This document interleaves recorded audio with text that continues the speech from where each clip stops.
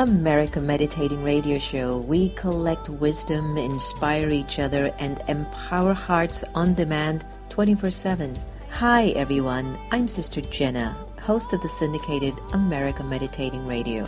We bridge divides, we seek deeper meaning, and we answer life's most compelling questions from experts around the world. Because in a world of uncertainty and division within and out, we will need answers right here, right now. Join me and guests on America Meditating Radio, a show for everyone to learn more about this amazing thing called life.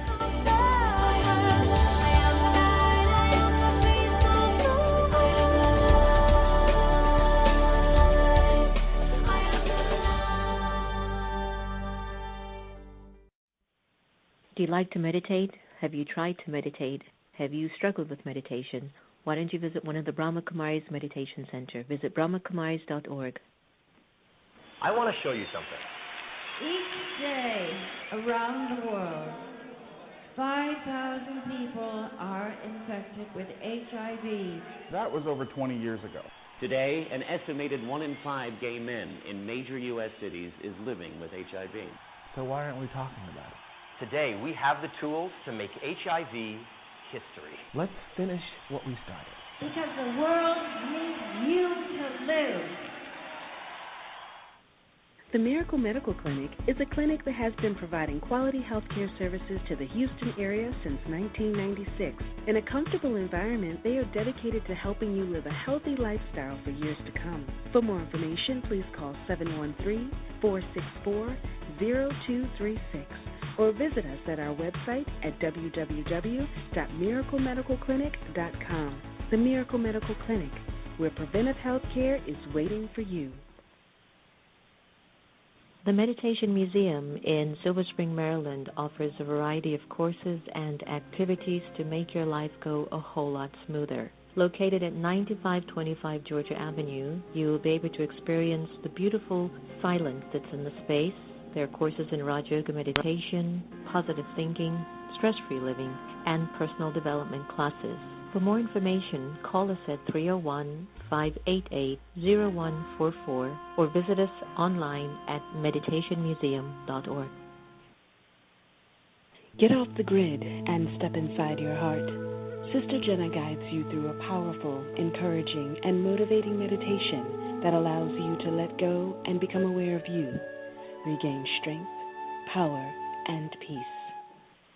Hello, everyone, and welcome to America Meditating Radio. I'm your host, Sister Jenna. We're broadcasting from the beautiful Meditation Museum in the nation's capital, and we are very humbled and grateful by the incredible response, especially in an area where stress factors are quite high, but usually the way to relax is to take a ride through Rock Creek Park or go for a jog or go and do kayaking, which I also completely support. We also love that you can step into the museum and take a moment into the quiet room or even just take 30 minutes in the meditation cafe and just find your bearings. So we're always happy that you could join us on the air because we believe that with such a unique time upon us and such internal division and external division, that we are really aiming to engage in conversations that can bridge definitely a lot more clarity, a lot more inner wealth and inner security, because a lot of people are feeling quite insecure. At least that's when I do speak to them. And I'm not saying that a lot of people aren't also feeling quite optimistic. But in terms of also being optimistic, we also need to apply the kind of tools and perhaps deep innate principles. And what I believe is a very important factor in moving our lives forward is consistency. I believe that wholeheartedly. So stay tuned. We're going to have a wonderful heart-to-heart conversation with May McCarthy. May is an author and is guiding us in how to get onto the path to wealth in and out. But before I do get May on the air, I'd like us to do what we do best here on the America Meditating Radio, and that's to get into our center, get back to what is real, what is important, and that is really being in touch with our deepest innate self. Take a deep breath.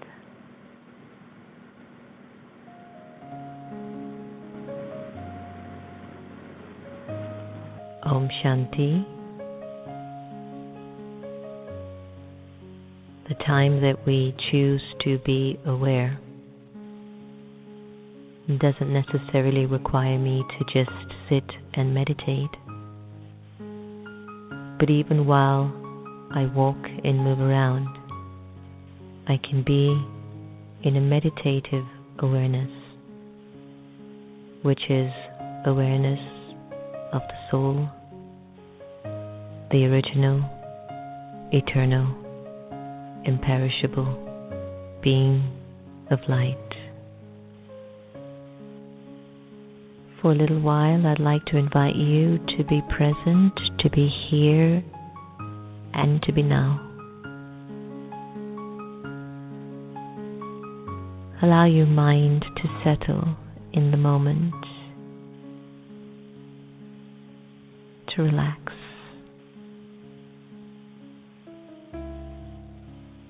This meditation is about awareness. It's about becoming aware of your original and eternal self.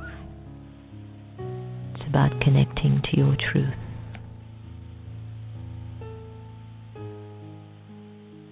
Let go of your name.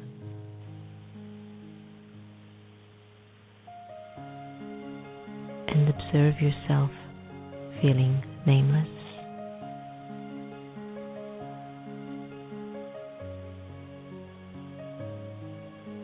Let go of your gender to discontinue thinking you're a man or a woman. Let it go and observe how you would feel walking around without a gender. Let go of the role that you play and let go of the titles that you own. Observe how you're feeling as you are gradually letting go.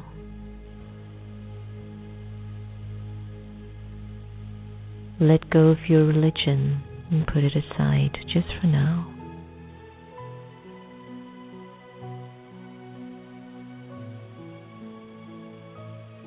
And let go of your nationality and even the language that you're accustomed to.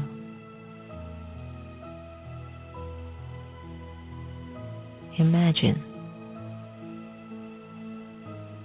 you have no name, gender, role, title, religion, nationality, or even a language.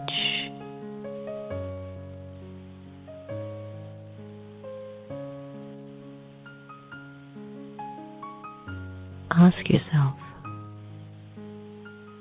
how do you feel at this moment?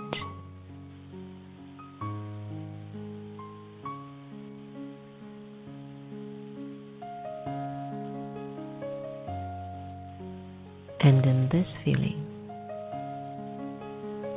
who would think of you and who would you think of?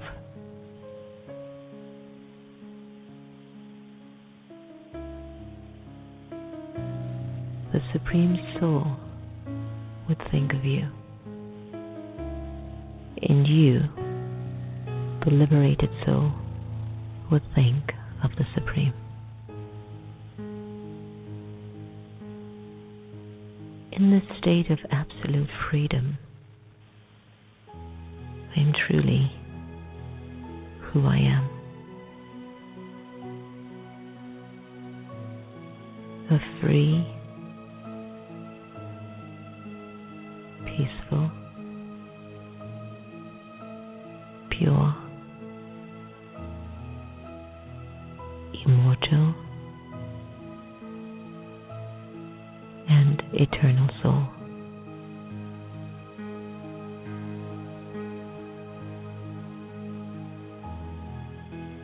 Allow yourself to just be absorbed in this awareness.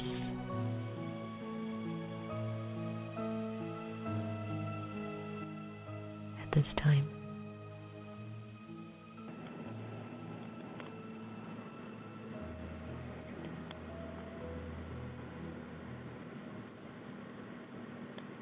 Welcome back, everyone. That was Letting Go from my Off the Grid Into the Heart meditation CD, which, of course, I'm going to highly recommend that you invest in because I think it does make you find a lot of clarity. I know that it does for me. I remembered conducting that meditation for an audience of about maybe 12,000 in India. And if you've ever guided lots of Indians, and this is not a stereotype, but just lots of Indians to meditate and to go into very, very deep silence, it's quite a feat.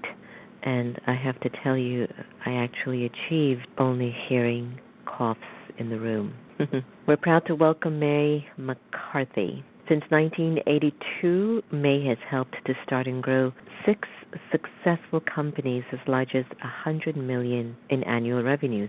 She's a best-selling author, speaker, university lecturer, and even an angel investor. She serves on business, philanthropic, arts, and university boards, and May has become successful by implementing spiritual principles into her ventures, and it's her passion to pass her knowledge on to others.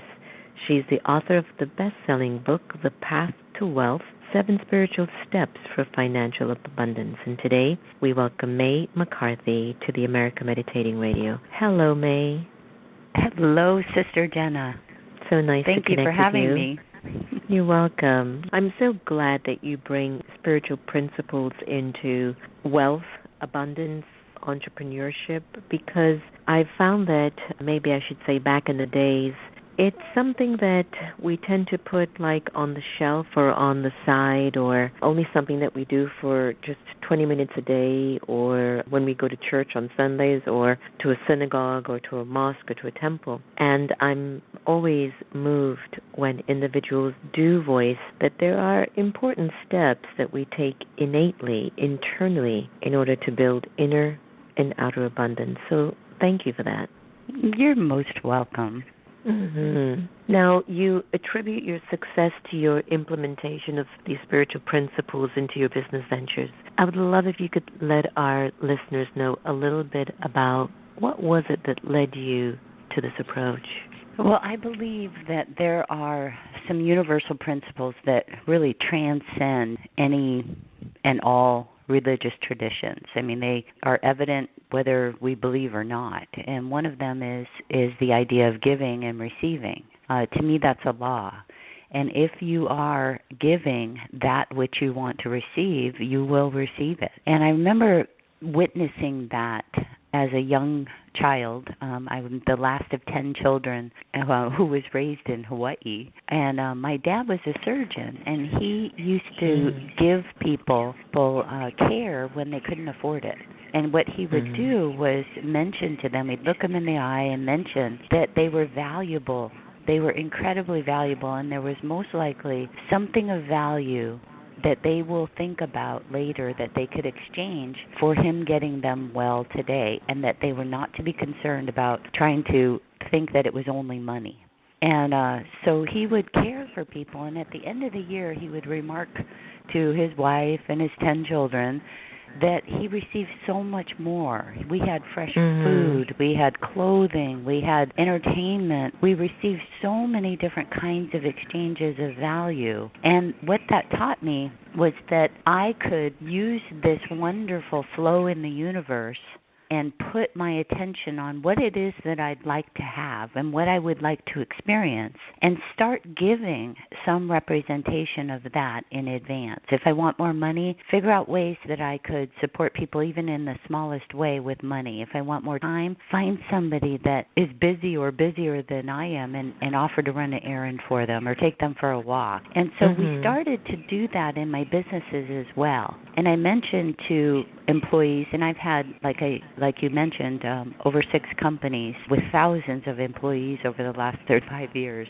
And what I would explain to them is that they could be incredibly successful simply by giving success first to their coworkers, their customers, their suppliers and vendors, and every bit of creation in our world. If they gave and worked towards the success of others, they would be successful in return. And they were able to experience that, Sister Jenna. The second principle that I found really interesting is that there's an intelligence that's available to us that is beyond our rational mind. Albert Einstein called it an intuitive mind. He said we have an intuitive mind and a rational mind, and this intuitive mind is available to us, and it's a gift. Unfortunately, in our society, especially with our access to information so quickly now through our mobile devices and internet websites and things like that, we end up relying so much on our rational mind for decisions and forgot the gift of the intuitive mind. And the people that seem to be most successful, at least in my world of entrepreneurship, and those people would be Bill Gates, Oprah Winfrey, Steve Jobs, Thomas Edison, who invented the light bulb, right? I mean, all of these people say that they rely on this intelligence, this intuitive intelligence for their success. So my mission and my purpose right now is to travel the world and elevate prosperity and freedom for all by giving them some simple, easy-to-use tools that they can enable this intuitive mind, this intuition, this intelligence beyond their rational mind to show up and point them towards what it is that they want to experience in life. It's interesting. There are two things. You're from Hawaii, so that's not fair. So you're naturally intuitive. Now, the second thing is, I know that a lot of us actually aren't aware of the power of the subconscious. In spiritual traditions, we tend to call it the sanskars. And the sanskars are the sum total of all the experiences that you've encountered along your journey, whether it's in one lifetime, 10, 20, 84, whatever. But it's sitting inside as a feeling that you're still attached to, you're still holding on to. And so the ego becomes pretty much very dominant, I guess what you would call the rational mind. It becomes very dominant in allowing the attachment to hold those feelings, even though it doesn't have much knowledge about it. But deep down, I think every one of us believe that we were born to be abundant and to not lack inside and out. And you mentioned when you were sharing that you do offer practical tools, and one of the things you'd like to do is travel around the world to be able to offer practical tools for people to move into their abundance. Could you give us one that you offer at your workshops, maybe our listeners could take away with today from our conversation? Oh, sure. Well, the very, very first thing that I ask people to do is to get clear on what it is that they want. What do you want to have? What do you want to experience? And you need to describe it as though it's already manifest, it's already done. So you might ask yourself some questions. If what you want is abundance, define it. In business, we define our goals very, very clearly. We project what we're going to experience in terms of sales, in terms of growth, in terms of new employees, in terms of relationships with customers and our vendors and our stakeholders. So I ask people to use the same kind of technique in their goals for their health, for their wealth, for their relationships, for their connection to that spiritual source that knows everything, for their recreation, any major area of their life, and describe it as though it's already completed. Then write it down every single day. Spend your time, when you're doing your morning spiritual practice, set aside even 10 minutes to write down gratitude statements that describe you already having the completed goal.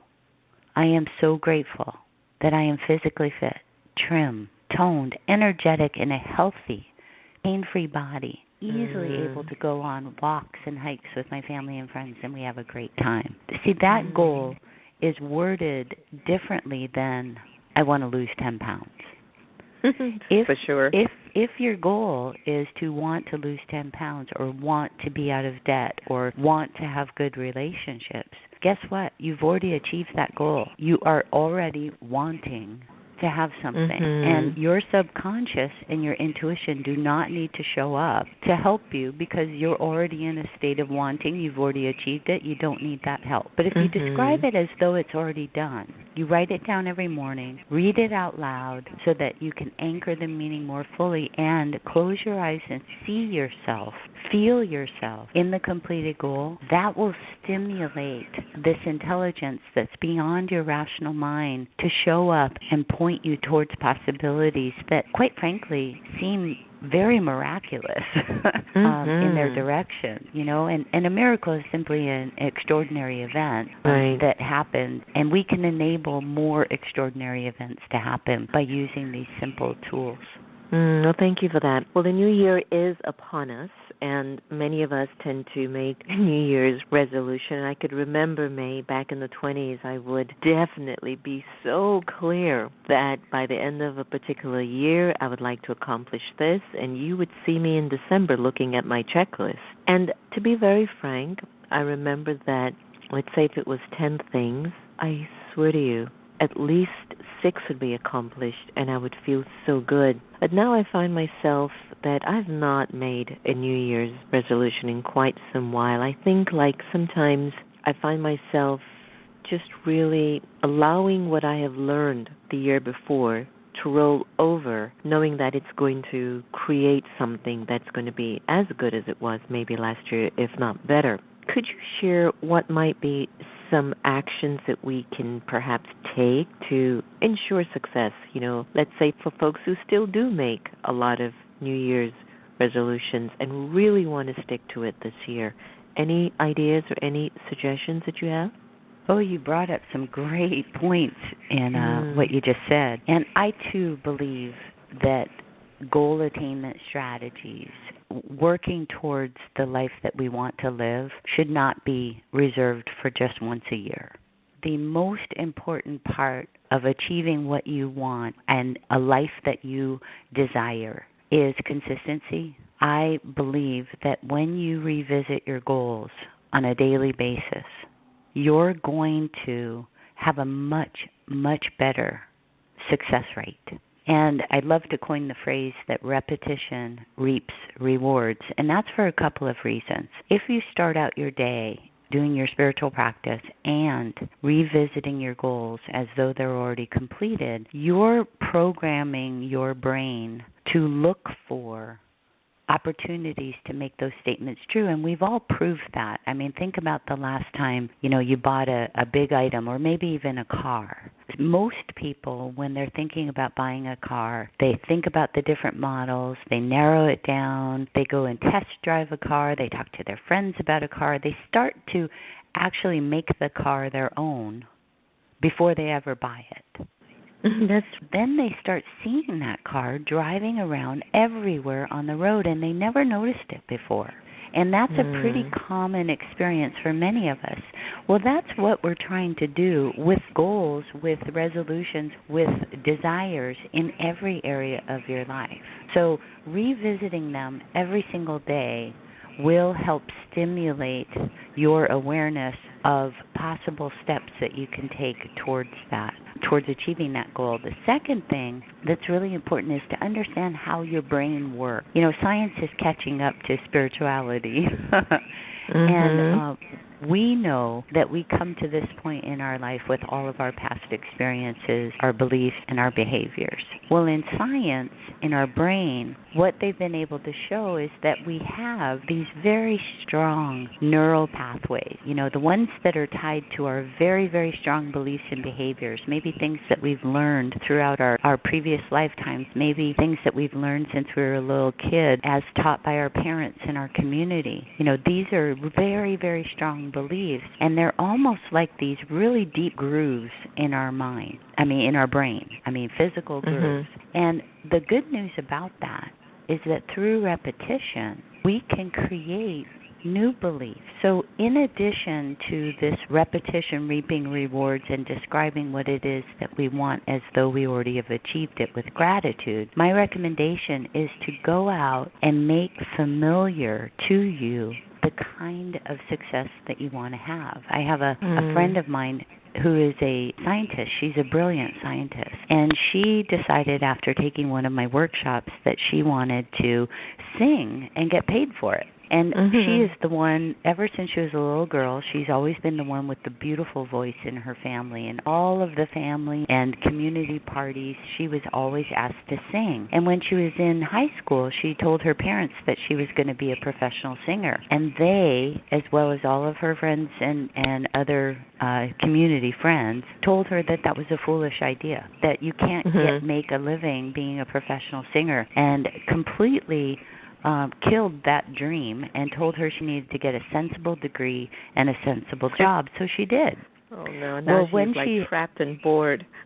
Right. Well, so she takes my workshop and she starts following this process and calls me up 2 months later and says, May, I'm going to give up on this goal. I'm not getting any intuitive leads to take steps to achieve this goal. It must not be the goal for me. So I explained to her this idea of neural pathways and creating new beliefs through repetition, and asked her to go out and find singers that were making a living or getting paid for part-time work singing. And so she found herself at different venues watching these singers and getting an opportunity to learn their stories and their journeys. And one day she was at an event for a charity event, and from across the room, a man seemed to float through the crowd, come right up to her and shake her hand, introduce himself, and through the course of the conversation, she learned that he was responsible for putting on a community event at the community center and had a budget for entertainment. Well, right then, her intuitive self,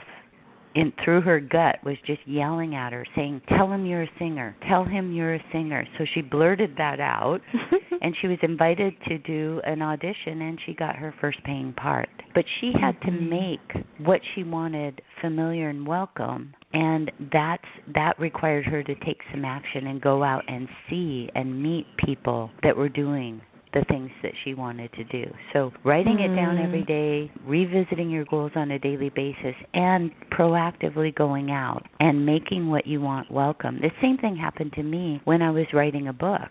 It didn't even occur to me that I would ever write a book. But I went out and then I found authors who were successful, and I learned about their story. And as I made what they did familiar and started to identify that it was a possibility, what that did was essentially have my rational mind take this spiritual intelligence off mute and enable the spiritual intuition to show up and point me in the right direction. That. Take my spiritual intelligence off mute.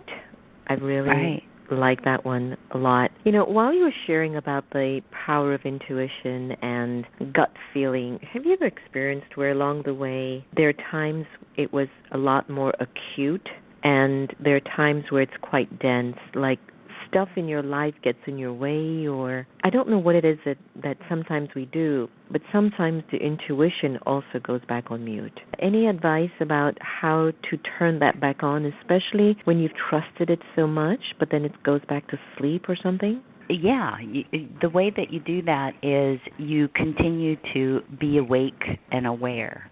If your goals are worded properly, you will receive some sort of intelligence and intuition. But unless you understand and trust how it's going to show up for you, you can sometimes miss it because you get so busy in the world. And you have this habit of relying so much on the rational mind, which wants you to understand what the possible outcomes are before you take any action. You know, many of us, we want to know how something's going to turn out, or at least the possibility of something, how it's going to turn out before we ever take a step. You know, we're trained as a society to do that. You know, we have a question about anything. What do? We Google it, right? We go on the internet, we talk to our friends, we analyze it, we measure it, we evaluate. If we take this step, how could it turn out? If we take this step, how could it turn out? But all of that is operating only within our limited scope of possibility. So to go outside of that and trust intuition, which often just points the way, and you don't get to know what the outcome is. you only get a gut instinct or a strong thought to do something or call someone or go somewhere. Or you might get this awareness or feeling or even see a sign. I mean, I remember in one decision I was trying to make, I drove across a bridge and I saw a billboard that said your fortune will be made in San Diego, and I was considering doing business with a company in San Diego, but I was unsure. Well, that resonated with me. My ability to see that, I may have driven by it 100 times and never noticed it, but this intuitive intelligence made that sign become aware for me. So that was another lead. So what I ask people to do is if they get some sort of thought to do something or call someone or go somewhere, either do it or ask that intelligence, and you can give it a name. I mean, it makes it a little easier for your rational mind to not get in the way if you give it a name. And I call my source of intuition the Chief Spiritual Officer, or CSO. I love that. But you can call it divine intelligence, spirit, God, love, anything that wisdom, anything that you want. But you're essentially entering into a new partnership. And this partnership is for you to have the life that you desire to have. And your job is to figure out what it is that you want and be grateful for it in advance. Your CSO's job is to provide you with one step at a time along a path that it creates for you to achieve your goal. You either take the lead, the step that you're given, or you simply look up and say, CSO, I need another lead. And you will get one. You can ask for as many leads as you want, but you will get one, and eventually you'll take a step and find that you're that much closer to achieving your goals. That was so sweet. I love that. Because it does happen. We do get blocked. We do get sort of derailed, and we stop paying attention to the signs that are showing up all the time. The Path to Wealth, 7 Spiritual Steps for Financial Abundance, everyone. We're talking to May McCarthy, and I'm so enjoying my time with her on the air. May, tell us a little bit about where our listeners could find more about the book. Is there anything that you are up to this year? Talk, events, lectures, anywhere that we could come and stalk you so we can find out how to get our lives together? Absolutely. Well, first off, they go to maymccarthy.com. That's maymccarthy.com. They can see a short little video on the book. And also for your listeners, Sister Jenna, there's an ability for them to download the first 3 chapters for free if they'd like to take a look at the book. And also on that website, there's an events tab that shows all the different events that I travel to and speak at that are public. I'm also hired an awful lot by groups of CEOs and different women's retreats and all sorts of different spiritual organizations to do private events. The other thing is I'm going to be in Washington, D.C. at the beginning of March. And Wonderful. That's also listed on the events tab. Oh wow! I'd love to see you if I happen to be here, if I'm not on travel. Yeah, I go all over the country every year to do dozens of events and hundreds of thousands of miles on airplanes. And I really am excited about living this purpose of elevating prosperity and freedom for all, because I believe that if my definition of wealth is being whole and complete, lacking nothing in all areas of your life. And I believe that if all of us had that sense that we felt whole and complete, lacking nothing in all areas of our life, then we would live together on this planet in greater peace and harmony. And I want very, very much for everyone to experience that. So I'm on a mission. And mission it is. May, thank you so very much for joining us on the air. And your website, I believe, could you share that with us? MayMcCarthy.com. Beautiful. May McCarthy, everyone, thank you so much for joining us. All the very best. You too. Happy New Year. Thank you. Same to you. Bye now. So everyone, you've got to take your few minutes in the mornings. You've just got to. You've got to take some time to find your chief spiritual officer. You got to write your gratitude. Make sure that you are letting go of any animosities that might be definitely sitting somewhere in your subconscious. It's time for us to really clear out what's going on at a deep level. I know that it's something that I've been working on for quite some while, and I can honestly say that I do feel the difference, where I feel like I walk more in an area of self-trust. And when I'm not feeling that, I know that I'm not paying attention to the things that matter the most. Thank you so much for joining us on America Meditating Radio, syndicated, of course. You can even get us and download us on iTunes, AHA, listen to us in your car on AHA station, and as well as Stritter, Spreaker, and, of course, Blog Talk Radio. Remember, no one can take away your happiness unless you give them permission. And we've got to be together and love each other the same. I'm going to end today's show with a beautiful, beautiful song by our wonderful friend, Ricky Byers Beckwith. Here is Ashe Ashe. Take care, everyone.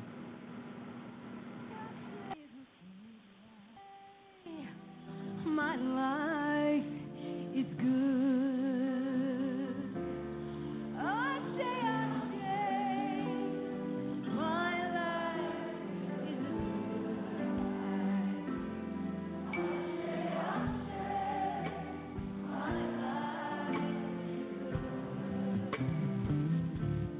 Amen, amen. My heart is a good heart. Amen, amen. My heart is good. Amen,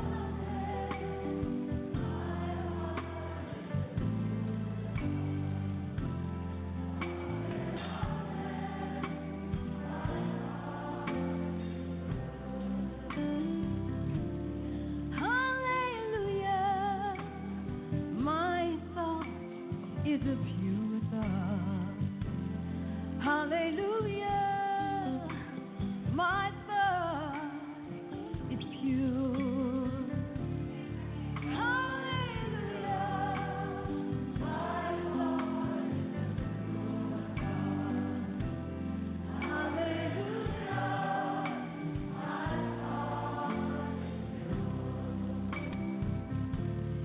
Selah, Selah.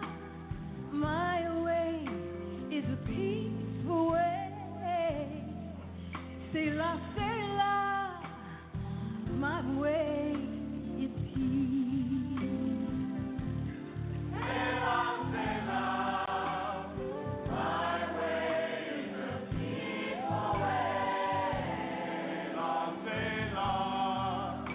My way is Ashe, Ashe. My life is a good life. Oh, Ashe, Ashe. My life is good.